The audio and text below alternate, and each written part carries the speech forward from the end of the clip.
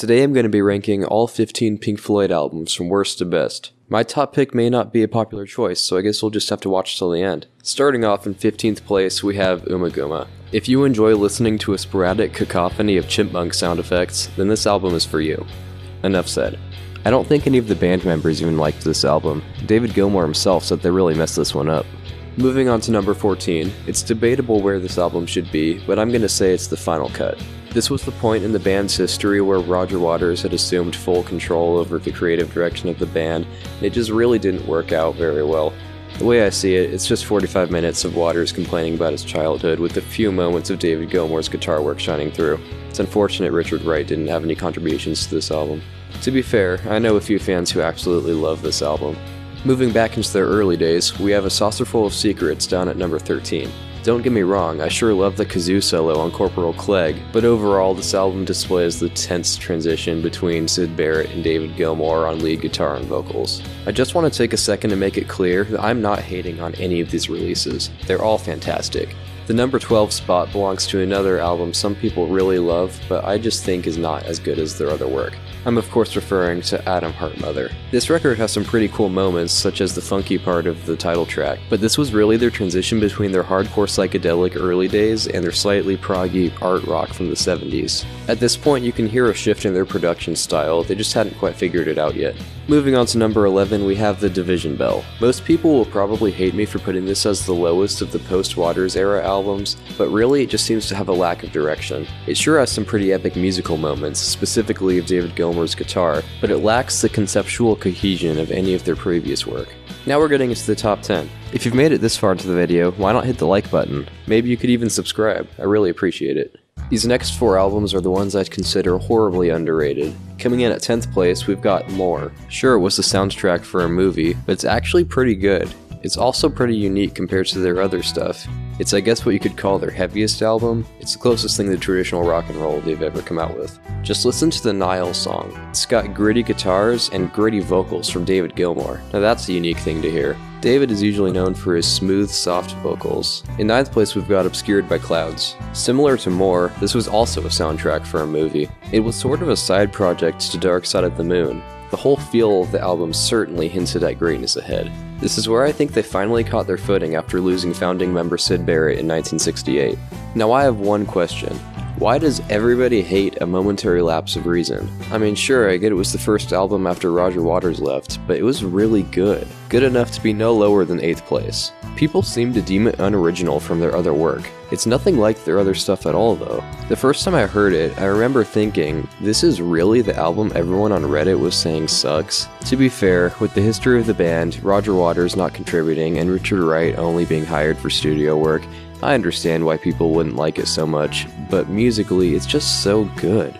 For number 7, I'm rounding out the post-Waters era with The Endless River. Now I know earlier I was talking about how The Division Bell lacked direction and cohesion, and I know this one is primarily instrumental, so why did I put it ahead of The Division Bell? Well, that's because I believe it was David Gilmour at one of his most creative times, as well as it's just an awesome tribute to Richard Wright, who had passed away a few years prior. It relied heavily on some of his old tracks from the 90s that hadn't been released yet. I also love the mirror between the song Autumn 68 and the song from Atom Heart Mother, Summer 68. Autumn 68 even used some of Wright's old organ recordings from 1968.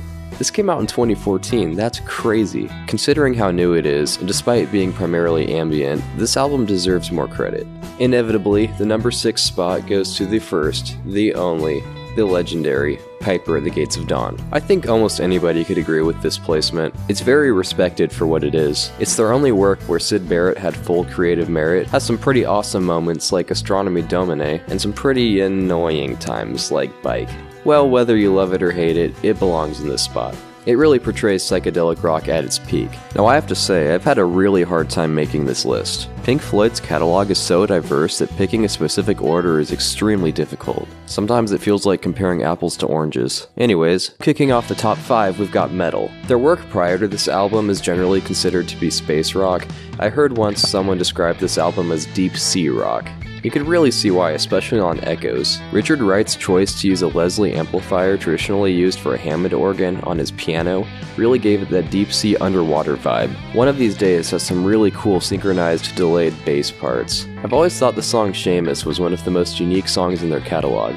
Even though it has dog sound effects through it, it was very interesting to hear a 12-bar blues song from them.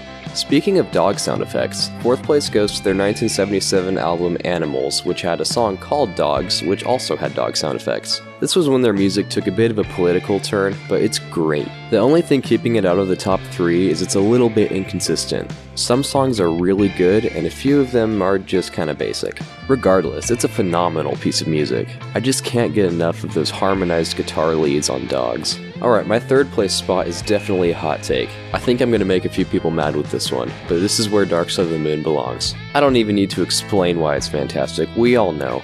It's incredibly cohesive, it's got a great sound, a great vibe, and it's extremely consistent.